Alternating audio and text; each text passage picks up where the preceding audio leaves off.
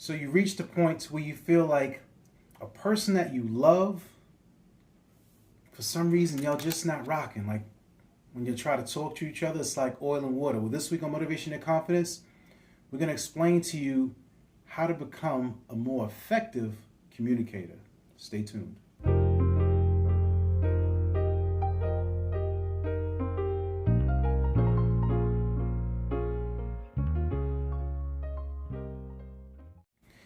Thank you so much for tuning in. This is Motivation and Confidence, where we help you do your daily best. And I'm your host, Tom Danger. Back this week with a new episode. And as always, please like, subscribe, and share. Thank you very much to everyone that has been reaching out to us. Again, we strongly encourage you to submit your questions. I know a few of you have reached out in regards to the DISC assessment. If you're interested, remember it is a free 15-minute call if you want to learn what your superpower is and what you're naturally good at. Go to the website, www.tomdanger.com, contact form, put in your information, and just put DISC or superpower, and we'll reach back out to you to schedule a call.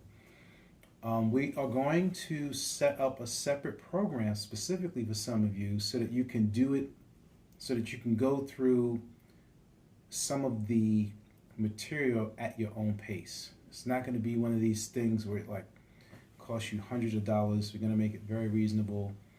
It's going to be set up through like a Thinkific type portal to where you can check it out and you can take care of yourself. So, how to become a more effective communicator. I remember at one time,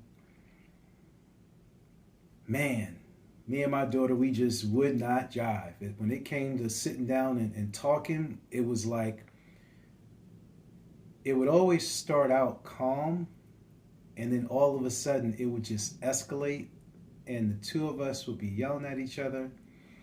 And I know that it didn't help anything. It did not help anything. So what I had to do was I had to take self-inventory. I had to figure out, like, why am I raising my voice? Why am I being so aggressive? And I know that some of you may feel this way. Some of you may, on the flip side, when it comes time to express yourself, it's almost like you shut down. So let's look at it this way. So like my daughter, she was super, super emotional. She would wear her heart on her sleeve and she would show all her emotions.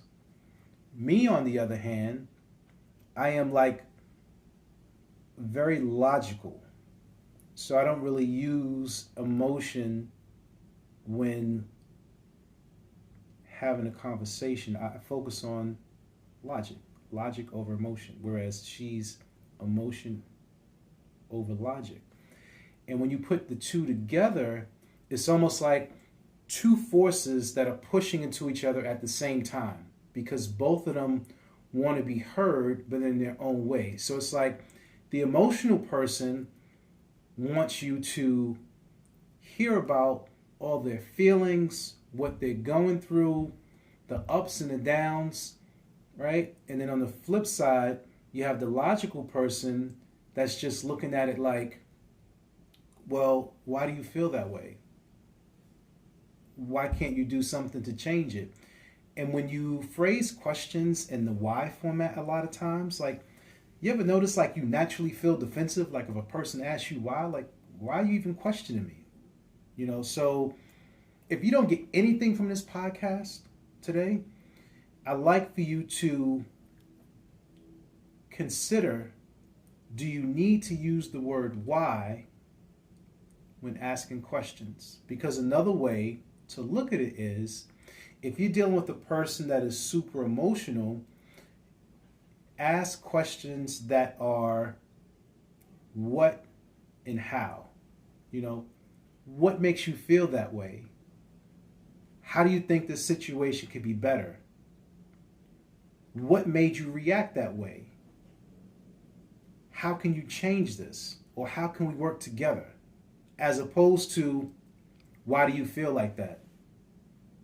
Why are you expressing yourself like that? Why are you acting like that? Automatically, it just puts you on the defensive. And that's the way that I would talk to my daughter, man. And, you know, she just had that fire within her that she would just explode. And then me being dad, I'm sort of like, you ain't gonna talk to me that way. So our voices just got higher and higher and higher and higher and higher and higher until it was like it just exploded. And the explosion basically was hurt feelings, broken relationships, hurt, tears, pain. And then you have to ask yourself, okay, how can you reconcile or make this situation better?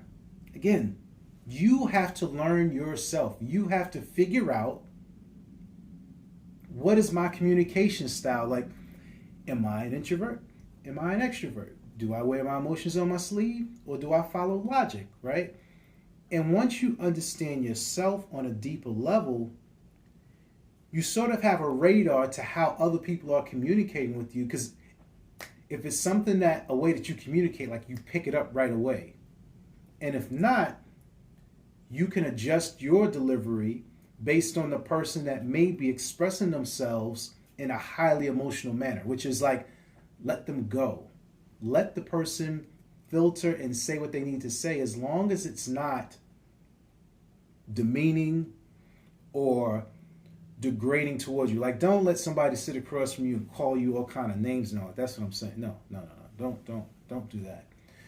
But it takes a big person to allow another person to express themselves in a neutral space. And I think the space is key as well. Like, if you are known to have a disagreement with somebody, and let's say it's like your significant other, and it's always at home when you have like heated discussions.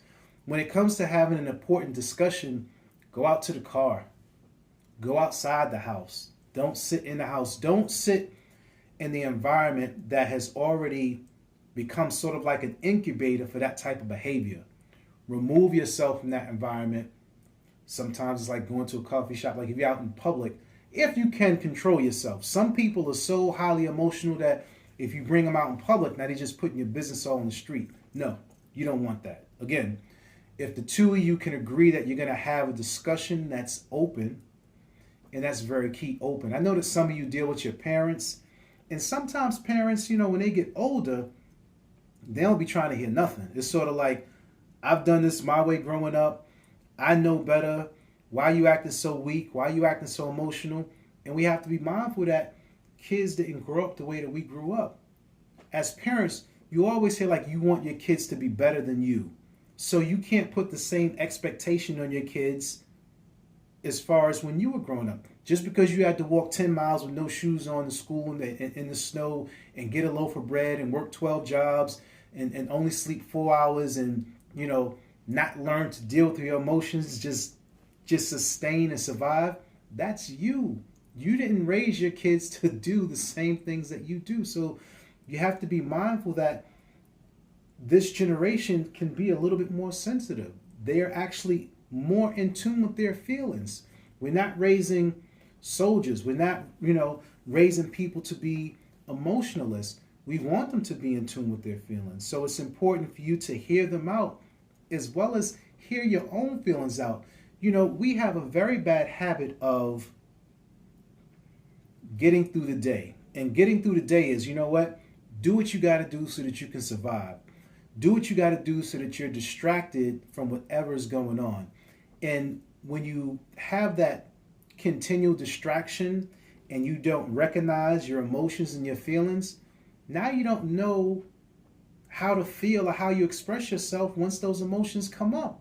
So it's important again for you to take the time to really allow yourself to feel and figure out what those emotions are, and more importantly, to learn the proper words to express those particular feelings so that you can communicate those to other people. That's my spiel. This has been Motivation and Confidence, where we help you do your daily best.